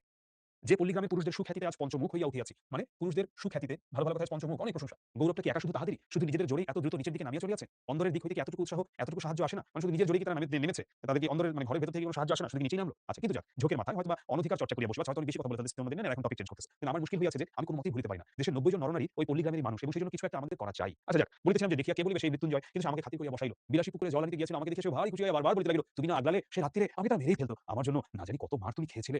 কথায়, কথায় শুনিলাম পরদিনই তাহারা এখানে উঠিয়া আসিয়া ক্রমশ ঘর বাঁধিয়া বাস করিতেছে এবং সুখে আছে। সুখে যে আছে এ কথা আমাকে বলার প্রয়োজন ছিল না। শুধু তাহাদের মুখের পানে চাহিয়াই, মানে পানে মানে দিকে, মুখের দিকে চাহিয়াই আমি তাহা বুঝিয়াছিলাম। তাই শুনিলাম আজ কোথায় নাকি তাহাদের সাপ ধরার বায়না আছে এবং তাহারা প্রস্তুত হইয়াছে। আমি অমনি সঙ্গে যাইবার জন্য লাফাইয়া উঠিলাম। সাপুড়েরা যে কাজটা করত, এখন তো আসলে এটা কম দেখা যায়, শহরে তো নাই, গ্রামে গঞ্জে তাও কিছুটা আছে। যে ধরনের অনেক জায়গাতে মানে ভয়ঙ্কর ব্যাপার, সাপ সবল মানুষ মরে যেতে পারে। সো ওখান থেকে সাপ উদ্ধার করতে বায়নার জন্য ডাকে। তো ছেলেবেলা হইতেই ২ টা জিনিসের উপর আমার প্রবল শখ ছিল। এক ছিল গোখরা সাপ ধরিয়া পোষা। তো বুঝছো গোখরা সাপ ভয়ঙ্কর সাপ। নেড়ার এই উদ্ভট শখটা ছিল। ওর শখ নাম্বার 1 হচ্ছে গোখরা সাপ ধরিয়া পোষা, আর ছিল মন্ত্র সিদ্ধ হওয়া। মন্ত্র সিদ্ধ হওয়া মানে হচ্ছে সে মন্ত্র দিয়ে, জাদু মন্ত্র দিয়ে কাজ করে ফেলতে পারবে। এরকম। আচ্ছা, সিদ্ধ হওয়ার উপায় তখনও খুঁজিয়া বাহির করিতে পারি নাই। কিন্তু মৃত্যুঞ্জয়কে ওস্তাদ লাভ করিবার আশায় আনন্দে উৎফুল্ল হইয়া উঠিলাম। সে তাহার নামজাদা শ্বশুরের শিষ্য। নামজাদা মানে অনেক নামডাক সেই শ্বশুরের। সুতরাং মস্ত লোক। আমার ভাগ্য যে অকস্মাৎ, মানে আমার ভাগ্য যে হঠাৎ করে এমন প্রসন্ন হইয়া উঠিবে, এত ভালো হয়ে যাবে, তাহা কে ভাবিতে পারিত? মানে তাহা কে জানতো সেটা? মন্ত্রটা কি জানেন? তার শেষটা আমার মনে আছে। মন্ত্রটা কি? মনসা দেবী আমার মা, ওলট পালট পাতাল, ফোর তোরার বিষ, তুই নে তোর বিষ তোরারে দে, দুধ রাজমণি রাজ, কারাগা বিষ হই লাগা। ইহার মানে যে কি তাহা আমি জানি না। মনসা দেবী হচ্ছে সনাতন ধর্মাবলম্বীদের মতে সাপের দেবী। তো এই ধরনের মন্ত্র আসলে স্রেফ ভণ্ডামি। আমরা এটা এই গল্পের শেষের দিকে আরো ভালো মতো বুঝতে পারবো। কারণ যিনি মন্ত্রের দ্রষ্টা ঋষি ছিলেন, মানে যিনি মন্ত্রটা আসলে আবিষ্কার করছে, কেউ না কেউ ছিলেন, তো তার দেখা তো আসলে পায় নাই নেরা। তাই জানেন না আসলে meaning কি। অবশেষে একদিন মন্ত্রের সত্য মিথ্যার চরম মীমাংসা হইয়া গেল বটে, কিন্তু যতদিন না হইল ততদিন সাপ ধরার জন্য চতুর্দিকে প্রসিদ্ধ হইয়া গেল। মানে মন্ত্রের মীমাংসা যেদিন হলো, তার আগে সাপ ধরার জন্য অনেক ফেমাস হয়ে গেল আমাদের নেরা। সবাই বলাবলি করিতে লাগিল, হ্যাঁ, নেরা একজন গুণী লোক বটে। সন্ন্যাসী অবস্থায় কামাখ্যায় গিয়া সিদ্ধ হইয়া আসিয়াছে। কামাখ্যা, কামরূপ কামাখ্যা সার্চ করলে অনেক কিছু পাবা। পৃথিবীতে ব্ল্যাক ম্যাজিক, আসামটা কই? এটা ভারতের একটা প্রদেশ। আসামটা আমাদের ম্যাপে কয়েক দিক থেকে পড়েছে, সিলেটের সাইডে আছে। মন্ত্রতন্ত্র অনেক শিখে এসেছে আরকি, একদম মন্ত্রতন্ত্র পারে। এতটুকু বয়সের মধ্যে এত বড় ওস্তাদ হইয়া অহংকারে আমার মাটিতে পা পড়ে না। এমনই জো হইল, এমন একটা অবস্থা হলো। বিশ্বাস করিল না শুধু ২ জন। কোন ২ জন? আমার গুরু যে। সে তো ভালো-মন্দ কোনো কথাই বলিত না। কিন্তু বিলাসী মাঝে, মাঝে মুখ টিপিয়া হাসিয়া বলিত, ঠাকুর, মানে ওই যে ভালো-মন্দ কোনো কথা বলে, গুরু কে? মৃত্যুঞ্জয়। তো মৃত্যুঞ্জয় এত পাত্তা দিত না। এই বেটা যা, তুই কি সাপ ধরস? নেড়া। বিলাসী বুক টিপিয়া হাসিয়া বলিত, ঠাকুর, এসব ভয়ঙ্কর জানোয়ার, একটু সাবধানে নাড়াচাড়া করো। বস্তুত মূলত বিষ দাঁত ভাঙা, সাপের মুখ হইতে বিষ বাহির করা প্রভৃতি কাজগুলো এমনই অবহেলার সহিত করিতে শুরু করিয়াছিলাম যে মনে পড়িলে আমার আজও গা কাঁপে। মানে অনেক মানুষ আছে না জোশের ঠেলায় করে ফেলে। আমি একজন বাইকারকে পেয়েছিলাম। পরবর্তীতে তিনি ভয়ঙ্কর অ্যাক্সিডেন্ট করেন। তিনি বলেন যে আমি আসলে বাইক চালাইতাম, মানে ভাবতে আমার ভয় লাগে। আমি কেমনে চালাইতাম? এমনি ভাবে কারো চালানো যেতাম, যেকোনো মরতে পারতাম। এমন। আসলে কথা হইতেছে এই যে সাপ ধরাও কঠিন নয় এবং ধরা সাপ ২-৪ দিন হাড়িতে পুষিয়ে রাখার পরে তাহার বিষ দাঁত ভাঙাই হোক আর নাই হোক, কিছুতেই কামড়াইতে চাহে না। চক্র তুলিয়া, ফনা তুলে, কামড়াইবার ভান করে, ভয় দেখায় কিন্তু কামড়ায় না। মাঝে, মাঝে আমাদের গুরু শিষ্যের সহিত বিলাসী তর্ক করিত। হ্যাঁ, সাপুড়েদের সবচেয়ে লাভের ব্যবসা শিকড় বিক্রি করা। যা দেখাইবা মাত্র সাপ পালাইতে পথ পায় না। কিন্তু তার পূর্বে মানে তার আগে সামান্য একটু কাজ করিতে হইত। যে সাপটা শিকড় দেখিয়া পালাইবে, তাহার মুখে একটা লোহার শিক পুরাইয়া বার কয়েক ছ্যাঁকা দিতে হয়। তারপর তাহাকে শিকড়ই দেখানো হোক বা একটা কাঠিই দেখানো হোক, সে কোথায় পালাইবে তা ভাবিয়া পায় না। এই কাজটার বিরুদ্ধে বিলাসী ভয়ানক আপত্তি করিয়া মৃত্যুঞ্জয়কে বলিত, দেখো এমন করে মানুষ ঠকায় না। আচ্ছা, এই জিনিসটা কি? সেটা হচ্ছে যে ধরো একটা লোহার কিছু নিয়ে তুমি সাপকে কয়েকবার ছ্যাঁকা দিলা বা শিকড় এনে দেখাইলা, একটা লাভ হয় আর যাবো না। তো মানুষ সাপটা ভয় পেয়ে যাচ্ছে দেবে। এখন কিন্তু মৃত্যুঞ্জয় সবাই করে, এতে দোষ কি? বিলাসী বলি তো করুক গে সবাই। আমাদের তো খাবার ভাবনা নেই। আমরা কেন মিছামিছি লোক ঠকাতে যাই? মানে মৃত্যুঞ্জয় আবার এতটা সৎ ছিল না বিলাসীর মতো। আরেকটা জিনিস আমি বারবার লক্ষ্য করিয়াছি, সাপ ধরার বায়না আসিলেই বিলাসী নানা প্রকারে বাধা দেবার চেষ্টা করিত। আজ শনিবার, আজ মঙ্গলবার, এমনি কত কি মানে নানাভাবে সে চেষ্টা করত যাতে না যায় আরকি ওরা। মৃত্যুঞ্জয় উপস্থিত না থাকিলে সে তো একবারই ভাগাইয়া দিত। কিন্তু উপস্থিত থাকিলে মৃত্যুঞ্জয় নগদ টাকার লোভ সামলাইতে পারিত না। আর আমার তো একরকম নেশার মতো হইয়া দাঁড়াইয়াছিল। নানা প্রকারে তাহাকে উত্তেজিত করিতে চেষ্টার ত্রুটি করিতাম না। সাপকে, বুঝো? সাপকে খেপাইয়া দেওয়ার চেষ্টা করিত। বস্তুত ইহার মধ্যে মজা ছাড়া ভয় যে কোথায় ছিল এ আমাদের মনেই স্থান পাইত না। কিন্তু এই পাপের দণ্ড আমাকে একদিন ভালো করেই দিতে হইল। দণ্ড মানে কি? শাস্তি বা পাপের প্রায়শ্চিত্ত বলতে পারো। সেদিন ক্রোশ দেড়েক দূরে এক গোয়ালার বাড়িতে সাপ ধরিতে গিয়াছি। বিলাসী বরাবরই সঙ্গে যাইত, আজও সঙ্গে ছিল। মেটে ঘরের মেঝে খানিকটা খুঁড়িতেই, মেটে মানে মাটির ঘরের একটা গর্তের চিহ্ন পাওয়া গেল। আমরা কেহই লক্ষ্য করি নাই, কিন্তু বিলাসী সাপুড়ের মেয়ে সে হেঁট হইয়া নিচু হয়ে কয়েক টুকরা কাগজ তুলিয়া লইয়া আমাকে বলল, ঠাকুর একটু সাবধানে করো, সাপ একটা নয় একজোড়া তো আছে বটেই, হয়তোবা বেশি থাকিতে পারে। মৃত্যুঞ্জয় বলিল, এরা যে বলে বলে একটাই এসে ঢুকেছে, একটাই দেখতে পাওয়া গেছে। বিলাসী কাগজ দেখাইয়া কহিল, দেখছো না বাসা করেছিল? মৃত্যুঞ্জয় কহিল, কাগজ ৩ দূরে আনতে পারে। বিলাসী কহিল, ২ হতে পারে, কিন্তু দুটো আছে আমি বলছি। দেখো মৃত্যুঞ্জয় বিলাসীকে বিয়ের পরে হচ্ছে এই সাপুড়েগিরি শিখে, আর ন্যাড়া তো আর অনেক পরে। বিলাসী যতটা বোঝে ওরা কিভাবে বুঝবে? বিলাসী সাপুড়ের মেয়ে, এগুলো দেখে দেখে সে বড় হয়েছে। বাস্তবিক বিলাসীর কথাই ফলিল এবং মর্মান্তিকভাবেই সেদিন ফলিল। মিনিট ১০ এর মধ্যে একটা প্রকাণ্ড খরিশ গোখরো ধরিয়া ফেলিয়া মৃত্যুঞ্জয় আমার হাতে দিল। কিন্তু সেটাকে ঝাঁপির মধ্যে যেটার মধ্যে ঢুকায় ফেলে তুইয়া ফিরিতে না ফিরিতে উফ করিয়া নিঃশ্বাস ফেলিয়া বাহিরে আসিয়া দাঁড়াইল। তাহার হাতের উল্টা পিঠ দিয়া ঝরঝর করিয়া রক্ত পড়িতেছিল। প্রথমটা যেন সবাই হতবুদ্ধি হইয়া গেল। কাহিল কি? কারণ সাপ ধরিতে গেলে সে পালাইবার জন্য ব্যাকুল না হইয়া বরঞ্চ গর্ত হইতে এক হাত মুখ বাহির করিয়া দংশন করে, এমন অভাবনীয় ব্যাপার জীবনে একটিবার দেখিয়াছি। পরক্ষণে বিলাসী চিৎকার করিয়া ছুটিয়া গিয়া আঁচল দিয়া তাহার হাতটা বাঁধিয়া ফেলিল এবং যত রকমের শিকড় বাকড় সে সঙ্গে আনিয়াছিল সমস্তই তাহাকে চিবাইতে দিল। শিকড় বাকড়, তারা তো কুসংস্কারে নানা রকম বিশ্বাসী ছিল, বা তারা তো শিক্ষিত মানুষ ছিল না, বিজ্ঞান তাদের কাছে ছিল না। সো ধর র‍্যান্ডম শিকড় শিকড় গাছের শিকড় বিকড় চাবাইলে এগুলো চাবাইলে তাবিজের মতো তাহার উপরে আমার মাদুলিটাও খুলিয়া তাহার হাতে বাঁধিয়া দিলাম। আশা বিষ ইহার ঊর্ধ্বে আর উঠিবে না। মানে আশা করছি যে এর উপরে আর বিষ উঠবে না, বরং সেই বিষ আজ্ঞা মন্ত্রটা সতেজে বারবার আবৃত্তি করতে লাগলাম। বিষ আজ্ঞা মন্ত্রটা চতুর্দিকে ভিড় জমিয়া গেল এবং এই অঞ্চলের মধ্যে যেখানে যত গুণী ব্যক্তি আছেন সকলকে খবর দিবার জন্য দিকে দিকে লোক ছুটিল। বিলাসীর বাপকে সংবাদ দেবার জন্য লোক গেল। আমার মন্ত্র পড়ার আর বিরাম নাই, কোনো থামাথামি নাই, কিন্তু ঠিক সুবিধা হইতেছে বলিয়া মনে হইল না। তথাপি আবৃত্তি, এরপরেও আবৃত্তি মানে মন্ত্র পড়া সমভাবেই চলিতে লাগলো। মন্ত্র পড়ে কি হবে? বিষ তো বিষের মতোই। কিন্তু মিনিট ১৫-২০ পরেই যখন মৃত্যুঞ্জয় একবার বমি করিয়া দিল, তখন বিলাসী মাটির উপর একবারে আছাড় খাইয়া পড়িল। দেখো বিলাসী হচ্ছে একজন সাপুড়ের মেয়ে। করে দিল সময় শেষ। তখন বিলাসী মাটির উপর একবার আছাড় খাইয়া পড়িল। আমিও বুঝলাম বিশ্বরীর দোহাই বুঝিবা আর থাকে না। নিকটবর্তী আরো ২ টা জন ওস্তাদ আসিয়া পড়িলেন এবং আমরা কখনো বা একসঙ্গে কখনো আলাদা ৩৩ কোটি দেবদেবীর দোহাই পাড়িতে লাগিলাম। মানে দোহাই দিয়ে বলা লাগলো বিষকে, কিন্তু বিষ দোহাই মানিল না। এই রোগীর অবস্থা ক্রমেই মন্দ হইতে লাগিল। এখন বিষ কি হবে না। যখন দেখা গেল ভালো কথাই হইবে না, তখন ৩-৪ জন ওঝা মিলিয়া বিষকে এমনই অকথ্য অশ্রাব্য গালাগালি করিতে লাগিল যে বিষের কান থাকিলে সে মৃত্যুঞ্জয় তো মৃত্যুঞ্জয় সেদিন দেশ ছাড়িয়া পলাইত। কিন্তু কিছুতেই কিছু হইল না। আরো আধ ঘন্টা ধস্তাধস্তির পরে রোগী তাহার বাপ মায়ের দেয়া মৃত্যুঞ্জয় নাম, তাহার শ্বশুরের দেওয়া মন্ত্র ঔষধি সমস্ত মিথ্যা প্রতিপন্ন করিয়া ইহলোকের লীলা সাঙ্গ করিল। মৃত্যুঞ্জয় আর নেই। মৃত্যুঞ্জয় মৃত্যুবরণ করল। মৃত্যুঞ্জয় নেই। মৃত্যুঞ্জয় মৃত্যুবরণ করল। বিলাসী তাহার স্বামীর মাথাটা কোলে করিয়া বসিয়াছিল, সে যেন একেবারে পাথর হইয়া গেল। যাক, তাহার দুঃখের কাহিনী আর বাড়াইব না। কেবল এইটুকু বলিয়া শেষ করিব যে সে ৭ দিনের বেশি বাঁচিয়া থাকাটা সহিতে পারিল না বিলাসী। আমাকে শুধু একদিন বলিয়াছিল, ঠাকুর আমার মাথার দিব্যি রইল, কসম এসব তুমি আর কখনো করো না। আমার মাদুলি কবচ তো মৃত্যুঞ্জয়ের সঙ্গে কবরে গিয়াছিল। ছিল শুধু বিষ সেই আজ্ঞা, সেই ভণ্ডামির মন্ত্র। কিন্তু সে আজ্ঞা যে ম্যাজিস্ট্রেটের আজ্ঞা নহে এবং সাপের বিষ যে বাঙালির বিষ নয়, তাহা আমিও বুঝিয়াছিলাম। এটা একটা ম্যাজিক লাইনের মতো আমার কাছে মনে হয় এই গল্পে, যে ওই যে বিষ আজ্ঞা তো ম্যাজিস্ট্রেটের আজ্ঞা না। কারণ ম্যাজিস্ট্রেট যখন একটা আজ্ঞা বা আদেশ দেয় ওটা কিন্তু হয়, ওটা হয়ে ছাড়ে। কিন্তু এই বিষ ভণ্ডামির আজ্ঞা এটা কিছু হয় না। এবং সাপের বিষ যে বাঙালির বিষ নয় সেটা আমিও বুঝিয়াছিলাম। সাপের বিষ যে বাঙালির বিষ নয়। সাপের বিষ কি বাঙালির বিষ? মানে সাপের বিষ আর বাঙালি শুধু বলবে এবং নাই। সামনে এসে এখন গিয়ে শুনিলাম ঘরে তো আর বিষের অভাব ছিল না, বিলাসী আত্মহত্যা করিয়া মরিয়াছে এবং শাস্ত্র মতে সে নিশ্চয়ই নরকে গিয়েছে, মানে ধর্মমতে, হিন্দু ধর্মমতে। কিন্তু যেখানেই যাক আমার নিজের যখন যাইবার সময় আসিবে তখন ওইরকম একটা নরকে যাওয়ার প্রস্তাবে পিছাইয়া দাঁড়াইব না, এইমাত্র বলিতে পারি। কেন? আত্মহত্যাকে এভাবে কেন ভালো করে দেখছে বা কি বলছে? খুড়ামশাই ১৬ আনা বাগান দখল করিয়া অত্যন্ত বিজ্ঞের মতো চারিদিকে বলিয়া বেড়াইতে লাগিলেন, ওর যদি অপঘাত মৃত্যু হবে তো হবে কার? পুরুষ মানুষ অমন একটা ছেলে ১০টা করুক না বিয়ে, তাতে তো তেমন আসে যায় না। না হয় একটু নিন্দাই হতো। তবু অত বড় দুঃসাহসের কাজে প্রবৃত্ত করিয়াছিল তাহাকে যে বস্তুটা, সেটা কেহ একবার চোখ মেলিয়া দেখিতে পাইল না। কোন বস্তুটা? আমার মনে হয় যে দেশের নরনারীর মধ্যে পরস্পরের হৃদয় জয় করিয়া বিবাহ করিবার রীতি নাই, বরঞ্চ সেটা নিন্দার সামগ্রী। মানে দুজনের মাঝে ভালোবাসা থাকলে যে দেশের নরনারী আশা করিবার সৌভাগ্য, আকাঙ্ক্ষা করিবার ভয়ঙ্কর আনন্দ হইতে চিরদিনের জন্য বঞ্চিত। মানে সে তার হাজবেন্ডের কাছে বা ওয়াইফের কাছে একটা এক্সপেক্ট করে, এটা আনন্দ থেকে বঞ্চিত। যাহাদের জয়ের গর্ব পরাজয়ের ব্যথা কোনটাই জীবনে একটিবার বহন করিতে হয় না, যাহাদের ভুল করিবার দুঃখ আর ভুল না করিবার আত্মপ্রসাদ খুবই সুখ, কিছুই বলার নাই। যাহাদের প্রাচীন এবং বহুদর্শী বিজ্ঞ সমাজ সর্বপ্রকারের হাঙ্গামা হইতে অত্যন্ত সাবধানে দেশের লোককে তফাৎ করিয়া, মানে দেশের লোককে আলাদা করে আজীবন কেবল ভালোটি হইয়া থাকিবার ব্যবস্থা করিয়া দিয়েছেন। তাই বিবাহ ব্যাপারটা যাহাদের শুধু নিছক কন্ট্রাক্ট, তা সে যতই কেননা বৈদিক মন্ত্র দিয়া ডকুমেন্ট পাকা করা হোক, সে দেশের লোকের সাধ্যই নাই মৃত্যুঞ্জয়ের অন্য পাপের কারণ বোঝে। বিলাসীকে যাহারা পরিহাস করিয়াছিলেন তাহারা সাধু গৃহস্থ এবং সাধ্বী গৃহিণী। মানে বিলাসীকে নিয়ে যারা হাসাহাসি করেছিলেন তারা সাধু গৃহস্থ, খুব ভালো একদম ঘরের পুরুষ এবং নারী, অক্ষয় সতী লোক তাহারা সবাই পাইবেন, মানে খুব ভালো মানুষ পাবেন তারা তাদের জীবন সঙ্গী হিসেবে। তাও আমি জানি, কিন্তু সেই সাপুরের মেয়েটি যখন একটি পীড়িত মানে বিছানায় পড়া শয্যাগত অসুস্থ একটা লোককে তিল তিল করিয়া জয় করিতেছিল, তাহার তখন তার সেই গৌরবের কণা মাত্র আজিও ইহাদের কেহ চোখেও দেখেন নাই। ওই যতই ভালো সম্বন্ধ আপনি পান, ও যেভাবে ভালোবেসে জয় করেছিল মৃত্যুঞ্জয়কে, আপনি চোখেও দেখেন নাই, ওরকম কিছু আপনার দেখার মুরদ নাই ভাই।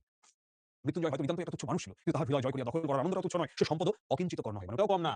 এই বস্তুটাই এদেশের লোকের পক্ষে বুঝিয়া ওঠা কঠিন। আমি ভূদেব বাবুর পারিবারিক প্রবন্ধেও দোষ দেব না। ভূদেব বাবু বিখ্যাত প্রাবন্ধিক ছিলেন, যিনি অনেক কিছু নিয়ে লিখেছেন এবং শাস্ত্রীয় তথা সামাজিক বিধি ব্যবস্থারও নিন্দা করিব না। করিলেও মুখের উপর কড়া জবাব দিয়া যাহারা বলিবেন এই হিন্দু সমাজ তাহার নির্ভুল বিধি ব্যবস্থার জোরেই অত শতাব্দীর অতগুলো বিপ্লবের মধ্যে বাঁচিয়া আছে, আমি তাহাদেরও অতিশয় ভক্ত করি। প্রত্যুত্তর আমি কখনোই বলিব না টিকিয়া থাকাই চরম সার্থকতা নয় এবং অতিকায় হস্তি লোপ পাইয়াছে। ধরো ডায়নোসর, ঠিক আছে? ডায়নোসর লোপ পাইয়াছে। কিন্তু ও যে বড়লোকের নন্দগোপালটির মতো দিবারাত্রি চোখে চোখে এবং কোলে কোলে রাখিলে যে সে বেশটি থাকিবে তাহাতে কোনো সন্দেহ নাই। কিন্তু একেবারে তেলাপোকাটির মতো বাঁচাইয়া রাখার চেয়ে এক আধবার কোল হতে নামাইয়া আরো ৫ জন মানুষের মতো ২-১ পা হাঁটিতে দিলেই প্রায়শ্চিত্ত করার মতো পাপ হয় না। আচ্ছা, তোমরা কেমন বুঝলা? আমাকে একটু বলো। মৃত্যুঞ্জয় নামের অর্থ মানে হচ্ছে মৃত্যুকেও যে লিপন সূত্রধর পড়তো। একটা গল্পটা সেই গল্পটা ১ম প্রকাশিত হয় ভারতী পত্রিকায় এবং সেখানকার ১৩২৫ বঙ্গাব্দের বৈশাখ সংখ্যায়। ইংরেজি বললে ১৯১৮ সালে। অনেক আগে ১০০ বছরের বেশি আগে। ন্যাড়া নামের একটা যুবকের নিজের জবানিতে দিয়ে আচ্ছা, বিলাসী গল্পের সুনাম শব্দটা কি এখানে মূলত বোঝানো হয়েছে যে ধরো আমি তো এটা হচ্ছে যে যেটা ও শ্যাম মরণ করবো যেভাবেই হোক। মূলত আমরা লিখব এক পরীক্ষা অনেকে হচ্ছে প্যারায় সবসময় হয়ে উঠেছে। ১+১ এতটুকু বললে উদ্দীপক উল্লিখিত ঘনা কি এবার লিখে কয়েক মাস প্র্যাকটিস করবা। জয় প্রণব ওই যে মৃত্যু এবার পরেরটুকু মৃত্যুঞ্জয়